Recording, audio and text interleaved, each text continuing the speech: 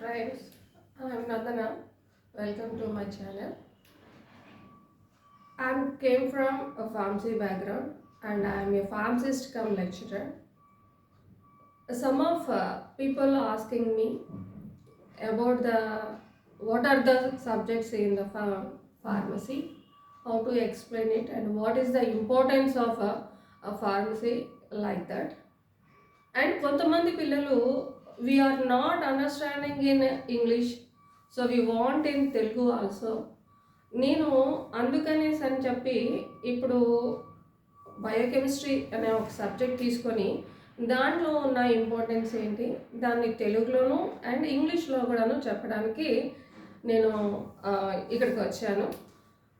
ఇప్పుడు మీకు ఏమన్నా డౌట్స్ ఉంటే నన్ను అడగవచ్చు, నేను దానికి మీకు క్లారిఫై చేస్తాను. So today's my class on the introduction of the biochemistry. So biochemistry అంటే ఏంటి? చాలామంది ఏమనుకుంటారంటే బయోకెమిస్ట్రీ అంటే భయపెట్టే కెమిస్ట్రీ అనేసి అని అంటూ ఉంటారు. చాలామందికి తెలిసింది ఏంటి అని అంటే, ఫస్ట్ ఆఫ్ ఆల్ ఒక పర్సన్ చూడగానే ఈ పర్సన్ చాలా బాగున్నాడు, చాలా బాగుంది, లేదా వీళ్ళతో కెమిస్ట్రీ బాగుంది, వీళ్ళతో ఫ్రెండ్షిప్ బాగుంది, ఇలాంటి కొన్ని ఆలోచనలు వస్తూ ఉంటాయి. కానీ మనము బయట చూసిన దాన్ని బట్టే మనము ఏమనుకుంటామంటే ఇది బాగుంది అది బాగుంది అనుకుంటాం, కానీ but we don't know what are in our, అంటే మన లోపల ఇన్సైడ్ ఏదైతే ఉందో ఇన్సైడ్ ఏం జరుగుతుంది అన్నది we are not understanding about that. And nowadays so many people are having a health conscious. వాళ్ళు హెల్త్ కాన్షియస్ గురించి ఇది తినాలి అది తినాలి, ఇది తింటే అదవుతుంది, ఎక్సర్సైజ్ చేస్తే ఇది అవుతుంది అనేసి అని చాలామంది అనుకుంటూ ఉన్నారు. అసలు లోపల ఏం జరుగుతుంది అనే దాని గురించి చెప్పేదే బయోకెమిస్ట్రీ. సో బయోకెమిస్ట్రీని మనం ఎలా డిఫైన్ చేయగలము అనేసి అనేది చూద్దాం ఈరోజు. So biochemistry can be defined as, ఎలా డిఫైన్ చేస్తాము అని అంటే, it's a science which deals about the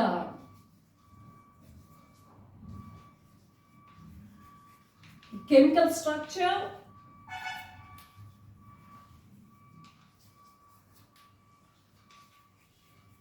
and chemical behavior in a living organism.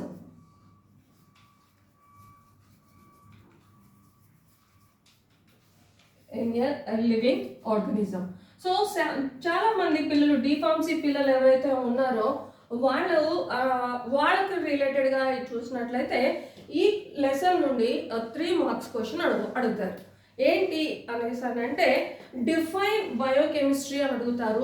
Next what is the scope of biochemistry అనేసి అని అడుగుతూ ఉంటారు. So biochemistry means it's a science which deals about the chemical structure and chemical behaviour in a living organism. అంటే ఒక living organism తీసుకున్నప్పుడు అది మనిషి కావచ్చు, జంతువు కావచ్చు, ఏదైనా తీసుకున్నట్లయితే అందులో కెమికల్ బిహేవియర్ ఏముంటుంది, కెమికల్ నేచర్ ఏముంటుంది అనేసి దాని గురించి మనం స్టడీ చేసేదే biochemistry. So then we are going to the scope of biochemistry. Biochemistry యొక్క స్కోప్ ఏముంటుంది అనేసి అంటే, మనకి రోజు తింటూ ఉంటాము, తాగుతూ ఉంటాము, చేస్తూ ఉంటామండి. జస్ట్ లైక్ ఫుడ్ తీసుకున్నట్లయితే అందులో మనకి ఏముంటుంది, రైస్, వీట్ లేదా స్వీట్ కార్న్ అని అవి ఇవి అనేసి మనం బయట తింటూ ఉంటాం కదా. సో అందులో మనకు తెలిసింది ఏంటంటే వీట్ అని మాత్రమే అనుకుంటాం, కానీ what are the chemical behaviour are the chemical structure are the chemical constituent of that product అనుకున్నప్పుడు అందులో మనకి ఏముంటుంది అంటే, రైస్ కానీ వీట్ కానీ మెయిస్ కానీ తీసుకున్నట్లయితే వాటిలో మనకి కార్బోహైడ్రేట్స్ అనేవి ఉంటాయి. కార్బోహైడ్రేట్స్ ఏవైతే ఉన్నాయో these are the one of chemical constituents. Okay, ఈ కెమికల్ కాన్స్టిట్యూయెంట్స్ ఏవైతే ఉన్నాయి, కార్బోహైడ్రేట్ అన్నది కెమికల్ కాన్స్టిట్యూయెంట్స్. కార్బోహైడ్రేట్ అని మనకి తెలియదు, కానీ కార్బోహైడ్రేట్ అంటే రైస్ తీసుకుంటున్నాము, వీట్ తీసుకుంటున్నాము, మెయిస్ తీసుకుంటున్నాము, లేదా అదర్ సెరల్స్ ఏవైతే ఉన్నాయో అవన్నీ తీసుకుంటూ ఉంటాము. ఈ కార్బోహైడ్రేట్స్ మన బాడీలో ఎలా ఉపయోగపడతాయి అనేసి అని చదువుకుంటాము కార్బోహైడ్రేట్స్ గురించి. నెక్స్ట్ వన్ వచ్చేసి ప్రోటీన్స్.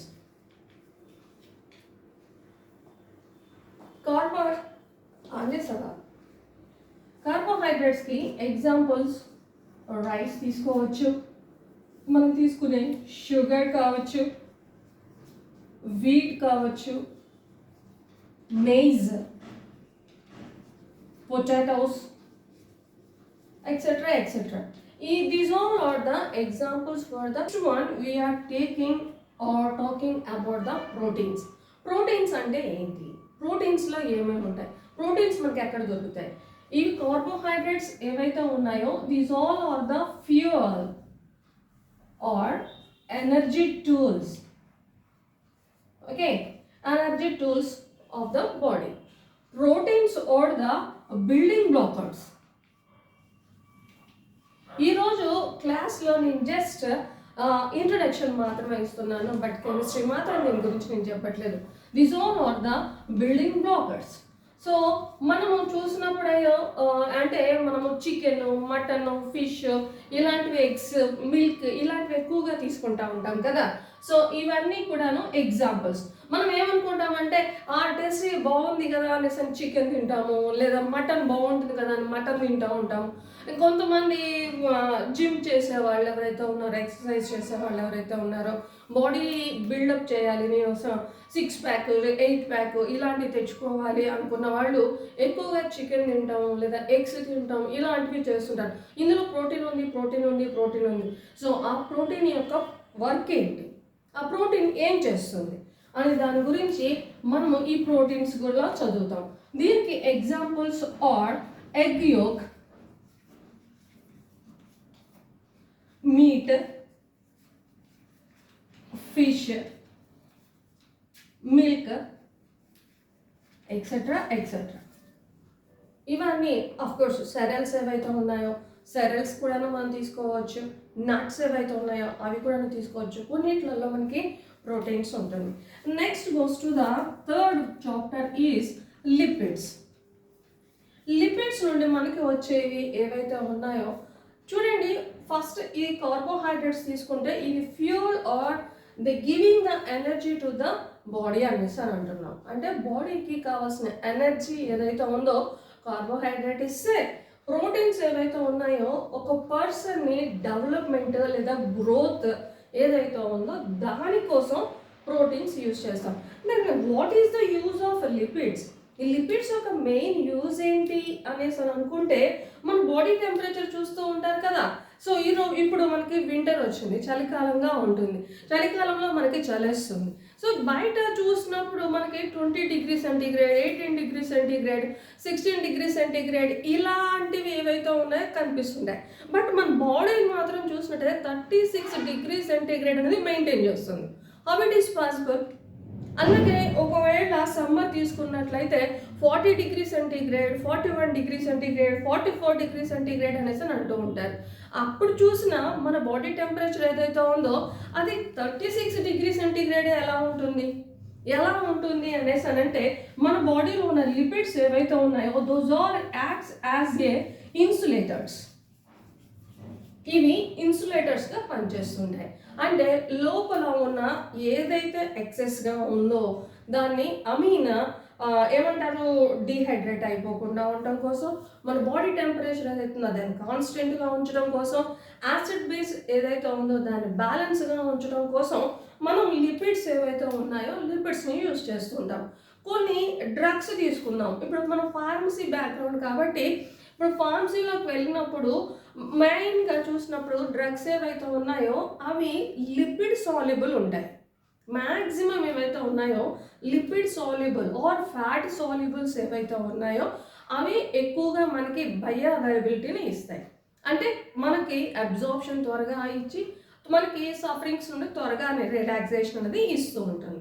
బయో అవైలబిలిటీ పెరగాలి అని అంటే లిపిడ్ సాల్యుబుల్ అన్నది మనకు కావాలి. అంటే మన బాడీలో లిపిడ్ కంటెంట్ ఎక్కువగా ఉన్నట్లయితే బయో అవైలబిలిటీ అనేది ఎక్కువగా ఉంటుంది. అలానే ఎక్కువగా తినేస్తే ఏమవుతుంది, ఒబెసిటీ వస్తుంది.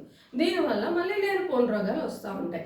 కాబట్టి ఈ లిపిడ్స్ అన్నది కొంతవరకు ఇంపార్టెంట్గానే ఉంటుంది. So this is about the lipids. And next goes to the ఒకవేళ నేను ఫార్మసీ ఏదైతే ఉందో ఆ ఫార్మసీ బ్యాక్గ్రౌండ్ గురించి నేను చూస్తున్నాను కాబట్టి నేను ఎక్కువగా ఫార్మసీలో మా డిప్లొమా ఇన్ ఫార్మసీ ఏదైతే ఉందో దాన్ని ఎక్కువగా ఫోకస్ చేస్తున్నాను. Next subject is next lesson about the nucleic acid. ఈ న్యూక్లిక్ యాసిడ్స్ ఏవైతే ఉన్నాయో ప్రతి ఒక్కళ్ళ జీన్స్ ఏవైతే ఉన్నాయో ఆ జీన్స్ తీసుకుంటాం, అంటే హెరిడిటరీ అనేసి అని అంటాం కదా. ఎట్లా హెరిడిటరీ అన్నది మన ఫాదర్స్ నుండి మనకి వస్తూ ఉంటుంది. మనకి వచ్చేటప్పుడు కొన్ని లక్షణాలు మనం చూస్తూ ఉంటాం. అరే వీడు వాళ్ళ అమ్మలా ఉన్నాడే, వీడు వాళ్ళ తాతలా ఉన్నాడులే, వీడు వాళ్ళ మామయ్యలా ఉన్నాడు, వాడు అత్తలా ఉన్నాడు అనేసి అని అంటూ ఉంటారు. అలాగే వీడికి వాళ్ళ అత్తయ్య లక్షణాలు వచ్చాయి, నాన్నమ్మ లక్షణాలు వచ్చాయి, ఇలాంటి లక్షణాలు వచ్చాయని అంటాం. అవి ఎక్కడి నుండి వస్తున్నాయి? మన జీన్ కోడ్. న్యూక్లిక్ యాసిడ్ ఏదైతే ఉందో ఆ న్యూక్లిక్ యాసిడ్లో ఉన్న జీన్స్ ఏవైతే ఉన్నాయో ఆ జీన్ కోడ్ యొక్క స్ట్రక్చర్ బేస్ చేసుకొని మనకి న్యూక్లిక్ యాసిడ్స్ ఏవైతే ఉన్నాయో ఇవి కనిపిస్తూ ఉంటాయి. వీటి గురించి మనం నెక్స్ట్ చూద్దాం. Next one is the fifth chapter is the enzymes. Enzymes అంటే ఏంటి? These all are some of the substances which are used as a or it acts as a catalyst.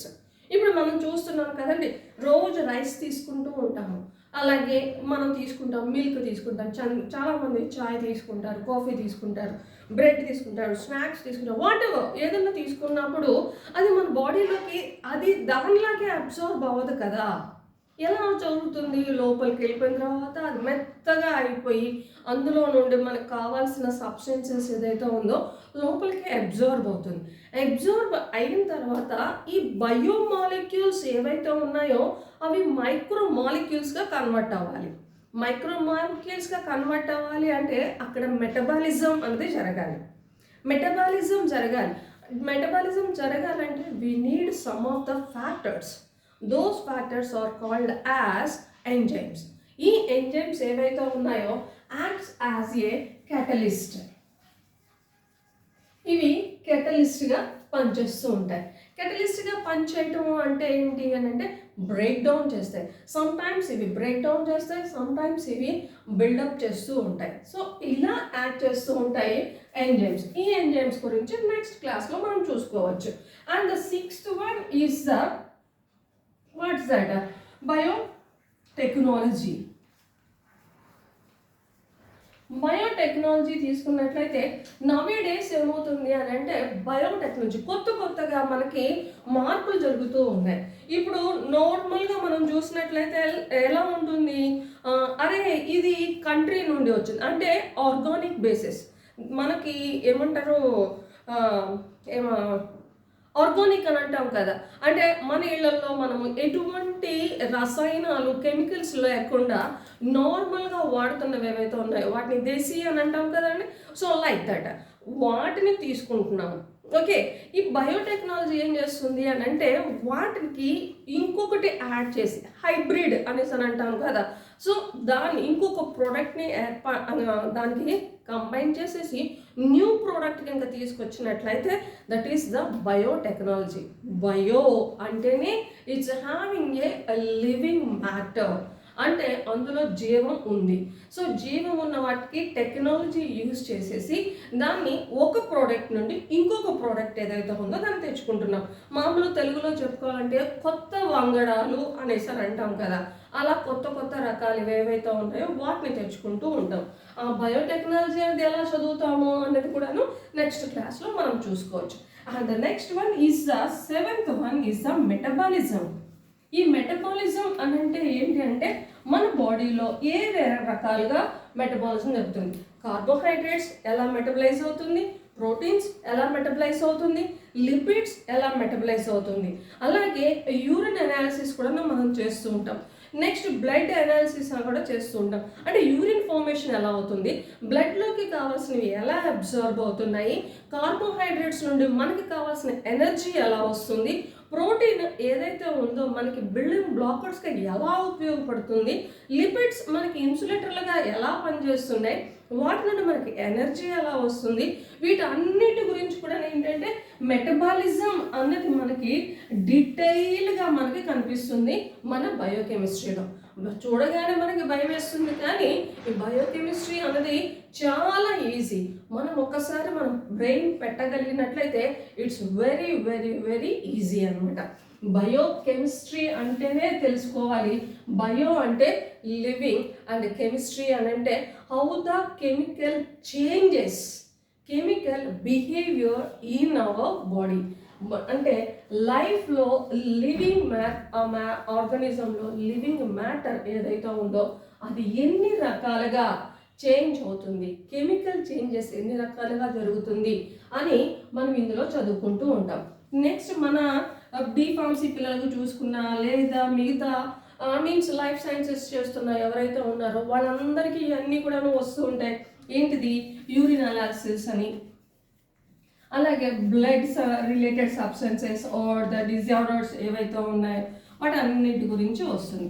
And I'm not only saying about or I'm not giving about the biochemistry, I can deal with so drug interactions లేదా mechanism of actions like pharmacology from the pharmacology subject and from the ఫార్మకోథెరాపెటిక్స్.